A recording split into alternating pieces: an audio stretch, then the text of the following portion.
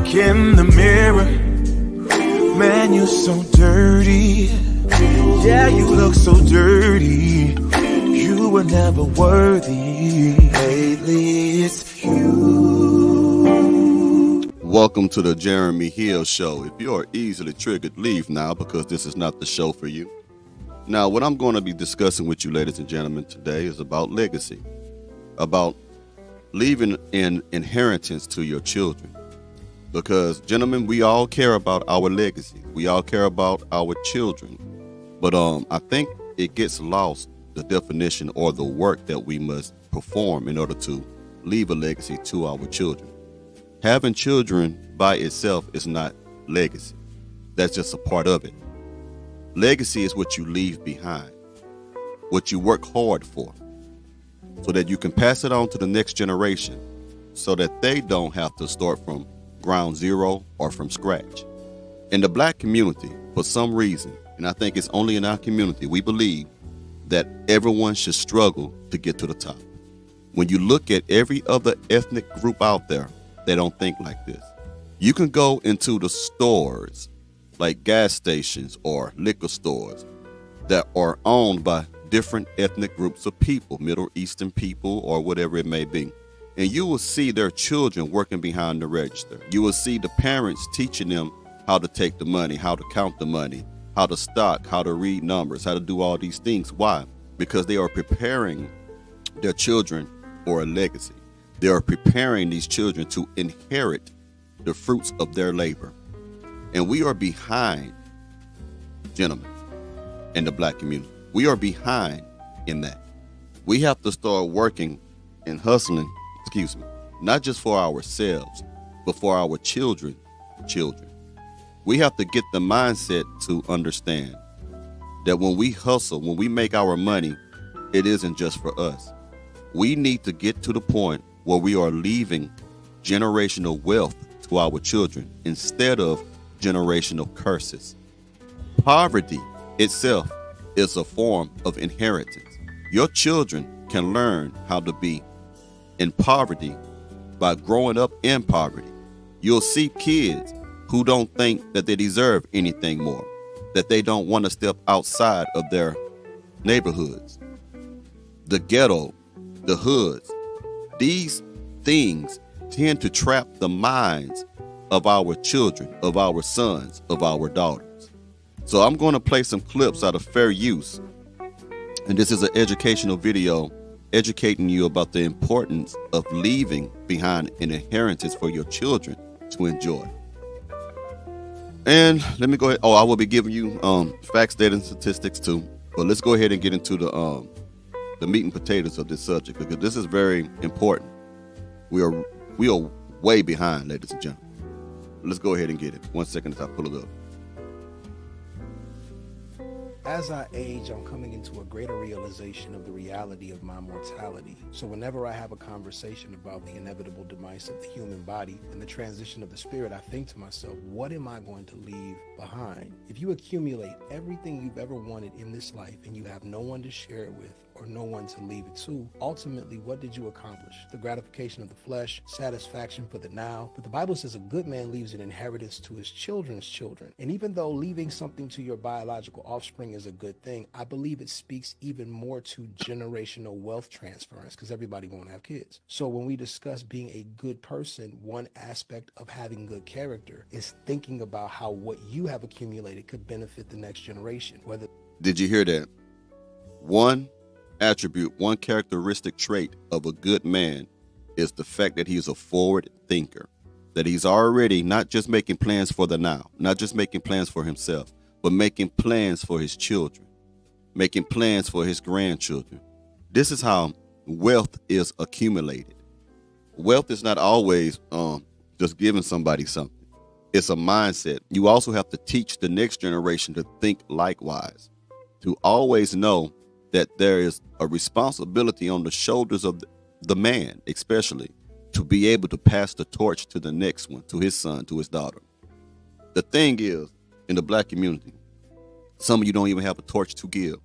Some of you are just existing. Some of you don't have a torch to pass down to the next generation. And the torch is an analogy of wealth or an inheritance of anything. It doesn't have to be $1 million, but can you buy some land?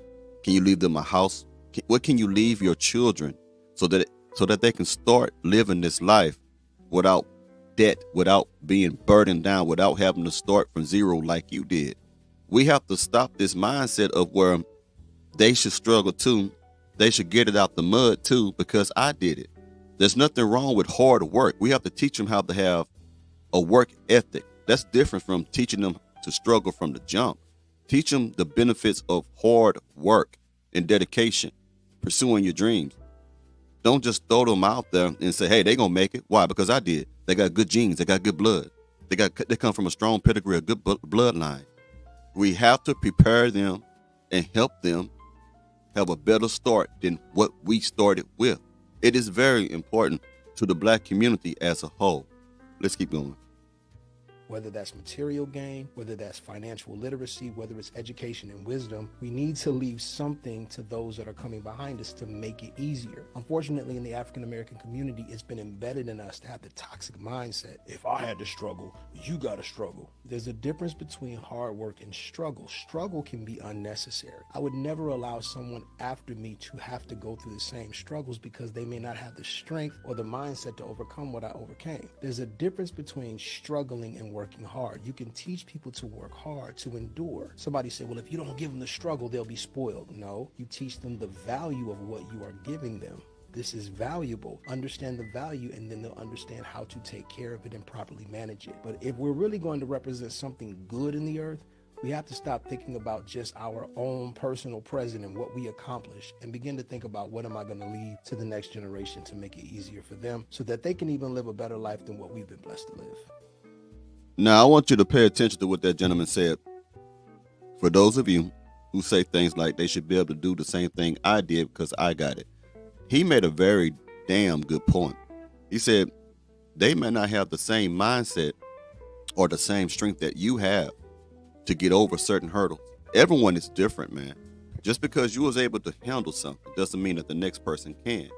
It is our responsibility as men to leave something behind.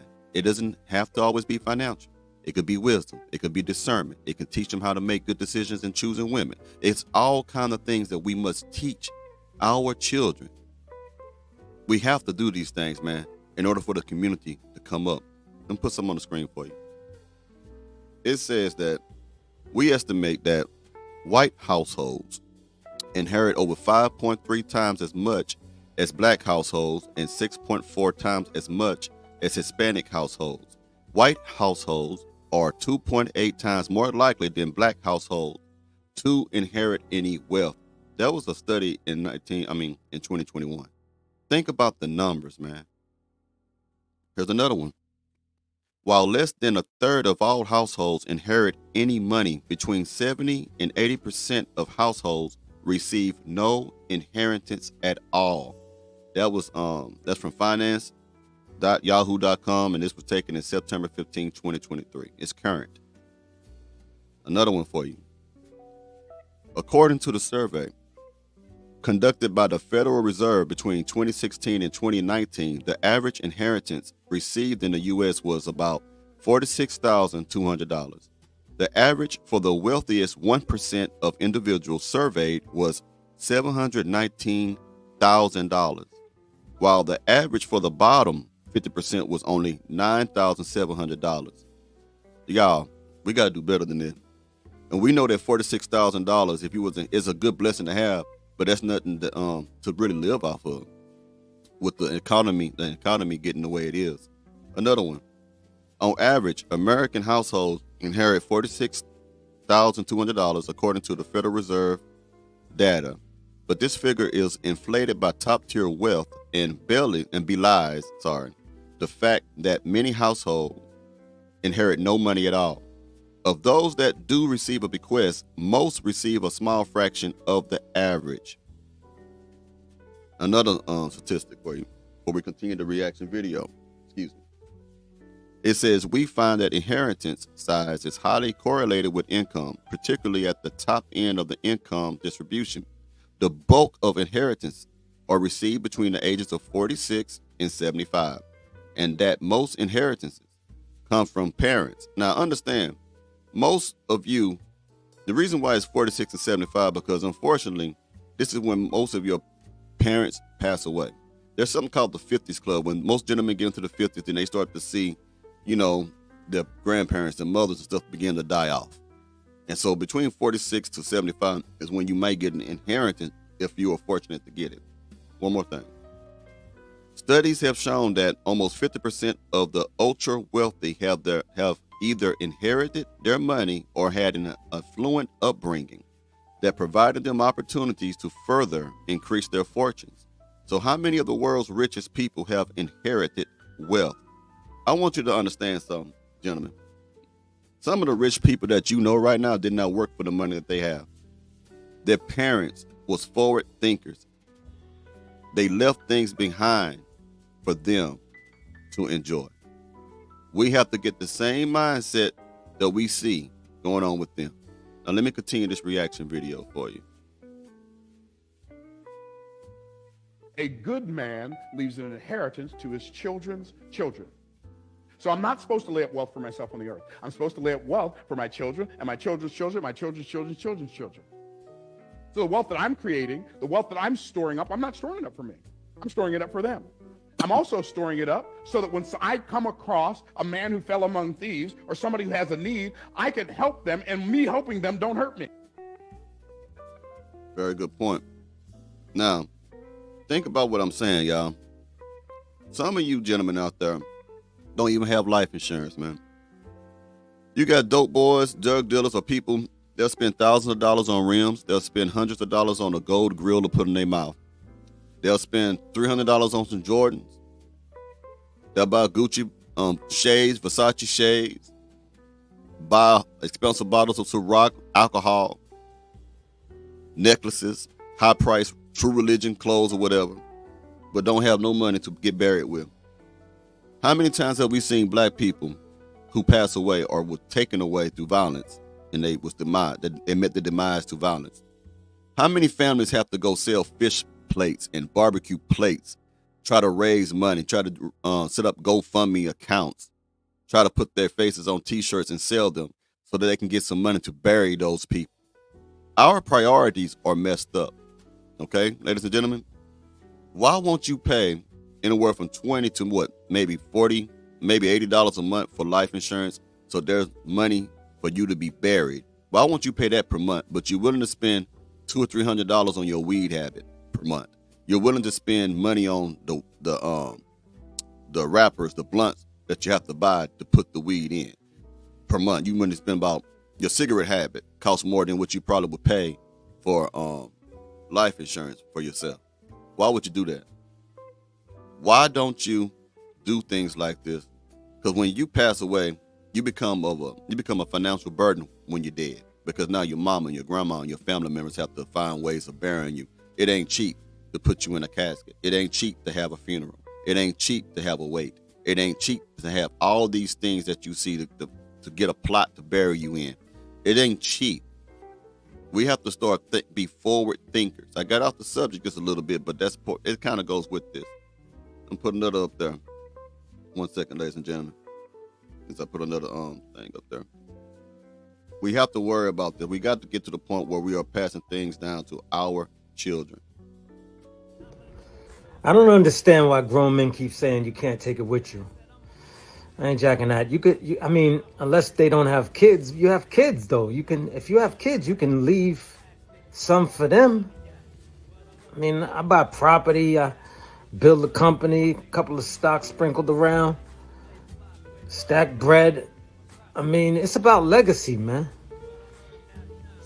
I mean, what you do while you was here, who wants to die and not have the fact that you was here have any real resonance? What you do while you here should have some reverberations after you're gone, bro. To say that you can't take it with you, so therefore you should just blow all the bread? That is selfishness. That is complete selfishness. If you want to have a legacy, because we talk about this, especially on my channel, we talk about how we want a legacy to leave behind. We want a legacy, we want a legacy. Are you willing to do the work that comes with having a legacy? A legacy is a responsibility, man.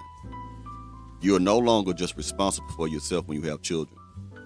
you're no longer responsible for your own generation. You are now responsible for 2 generations, because you, like that scripture that other guy quoted, a good man leaves an inheritance to his children's children. That's your children and your grandchildren. In other words, I know everybody don't have the same thing. Not all of us going to be rich. But if you're 80 years old, or say he's 70, 60 years old, it normally takes anywhere from ages 39 to 40-ish before you really get your financial stride and you kind of really are secure. Because in your 20s and your 30s, you're still trying to become the man that you want to be. Sometimes it can be even all with the 39, depending on what path in life you choose. So in your 20 and your 30s, that's kind of more of your formative years when it comes to being, financially secure. You're still trying to work things out. So if you're at 60, by then, man, depending on where you live, like I'm in the South, I got land. I got about 2-3 acres on, other than the land that I got my house built on.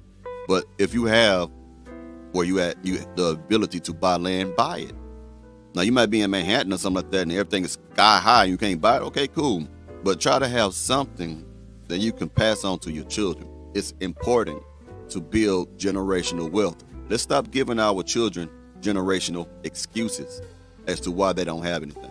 Let's stop giving our children generational curses of poverty, of doing without, of lacking.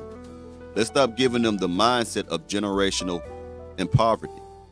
Let's start passing on the torch of success and generational wealth to our descendants. Our communities are suffering because we do not have this mindset, and then we want to get mad and blame everybody else. We go all the way back to slavery. We go all the way back to it's somebody else's fault. We go back and say it's our mama's fault. It's all about, we got to get out that victim mentality. We have to get to the point where we are proactive enough to say, I am going to be the change that needs to occur for my generations, my family to be successful. I mean, have a good time, enjoy your life, but damn. What about your kids? One more, I think we get out of here. I'm just trying to use these receipts, these proofs. I'm trying to really put this in. You see, it's mostly men talking on this because we need to talk. We need to have a man conversation. This is a men's channel, and we need to address each other. We need to look at each other as peers and understand that we are lacking right now in the black community. We have to do something to have generational wealth. It doesn't just drop out the sky. It takes dedication, it takes patience, it takes consistency, and it takes sacrifice. Mark Davis is the owner of a team because his daddy gave him an inheritance. So I want to ask you, if you're a daddy, are your children going to say, my daddy gave me an inheritance, or are your kids going to be able to say, well, my daddy left me a job. He left me a good job. I got a good job because of my daddy. Because my daddy went to the boss at the factory, and the boss at the factory said, I'll put in a good word for you, boy, because you did a good job. So I'm going to hire your son so he can come work for us too. Now, he was a little sarcastic and cynical, but you understand the point that he's making. Wouldn't it be a great thing to be able to pass a business down to a child? Now, Rick Ross did that. Rick Ross, he's a rapper. He owns several Wingstops. On his son's 16th birthday, he made him a boss. What do I mean? He bought him a Wingstop. For some people, that's unheard of. Like, why you give him? See, this is the negative mentality. Why you give him a Wingstop? You dummy. That's a business, a very popular business, man. He gave his son the opportunity that most white people give their children, that most Middle Eastern people give their children. It gave him a business, an inheritance, something that his son could pass on to his son, his children's children. We got to get into that. We got to start thinking like this, ladies and gentlemen. And this is not a racist program, but I gave you the numbers, and I think we all can do better than what we are doing. We have to get to the point where we stop hustling just for ourselves. We stop hustling for our wife and our kids, but we start hustling for our grandchildren and pass that torch down from generation to generation so that we can build our streets back. But you're always talking about the rappers. You say they don't never come back. They don't ever buy the hood up. Okay. Stop depending on everybody else. That is a mindset of codependency. You do it yourself. Do it yourself. And the way you can change the neighborhoods is also with good moral teaching, but also with wealth. With wealth. I'm going to put one more thing on the screen for y'all right quick. If I got it right here, because this is very important to what I'm telling you right now. I think it's this right here. Let me see. Let's see, that's not it. 1 second, sorry. Here it is.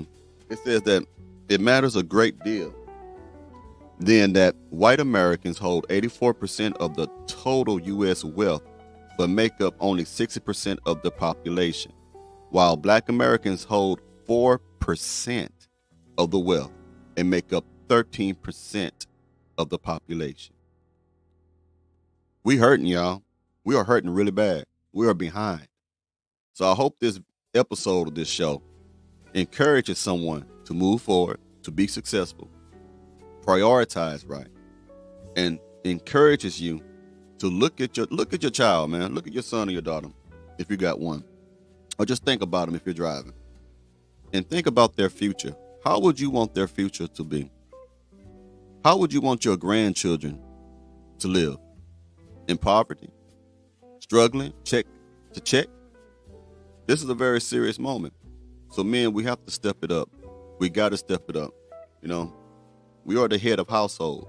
We are not, I don't believe in this partnership where women say like, my man is my partner. No, the reason why they say husbands are partners because it's their way of belittling the awesome responsibility that were specifically designed for the shoulders of men.